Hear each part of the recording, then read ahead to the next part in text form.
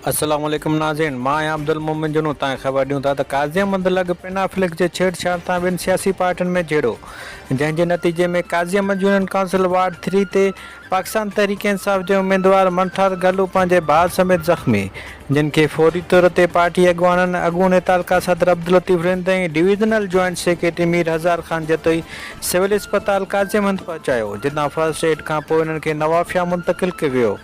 काज़ी Ahmad civil अस्पताल में नवाबशाह रवानगी खां पहिरीं सहाफ़ियुनि सां ॻाल्हाईंदे ज़ख़्मी मंठार गलू ऐं संदसि भाउ जो चवणु हो त मुख़ालिफ़ असांजो पंहिंजे हद में लॻल PTI जे पेन फ्लैक्स फाड़े रहिया हुआ त असां हुननि खे मना कयो त हुननि झेड़ो कयो। झेड़े खां पोइ वरी पीपल्स पार्टीअ जा कुझु गुंडा सान करे असांजे घरनि ते चढ़ाई करे असांखे ॿारनि बचनि समेत ज़ख़्मी करे विया आहिनि, जंहिंखां पोइ असां पार्टी अॻवान अब्दुल लतीफ़ रिंद खे फ़ोन कयो। उन मौक़े ते अब्दुल लतीफ़ रिंद जो चवणु हो त हीअ असांजा वर्कर निधन कान आहिनि, असां पार्टी क़यादत खे आगाही ॾिनी आहे ऐं NC दाख़िल कराए छॾी आहे। जल्द FIR कटाए मुलज़िमनि खे केफ़रे किरदार ताईं पहुचायो वेंदो।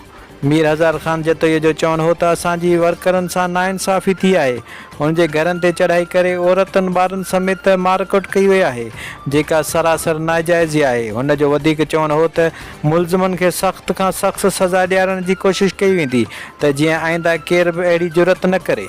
असां पाणी दल तो आयो फिर असां हुन सां थोरो मुंहुं मारी अथई, पोइ घर वेठे 10-12 हमरा वठी विया, असां जे हमिलो कयूं। पहिरीं त अस्पताल पुॼूं, ॾिसूं छा आहे, ज़ाहिरी ॻाल्हि आहे हुनखे ॾसींदासीं, रिपोर्ट करायूं त पोइ हुननि जे मथां FIR 5-6 औरतूं ज़ख़्मी आहिनि, घर में घिड़ी एतिरी विड़िया आहिनि, हालांकि हिननि जे मथां हाला कई अथनि, घर में घिड़ी दीवार चौदीवारी क्रॉस करे पंहिंजा हाणे असां पंहिंजी जॻह ते लॻो पियो आहे त उन तां हुननि गार गंद कई ऐं हिननि मना कयो त उन तां पोइ हुननि जे घर घिड़ी माण्हू 10-12 वठी हथियारनि सां सरियनि सां जेको आहे सो हिननि ॿिन्ही खे ज़ख़्मी कयो अथनि। अधे जी बांह बि टुटी आहे, दिमाग़ में बि धकु लॻल अथसि ऐं साईं खे बि धकु लॻल आहिनि बांह में दिमाग़ में।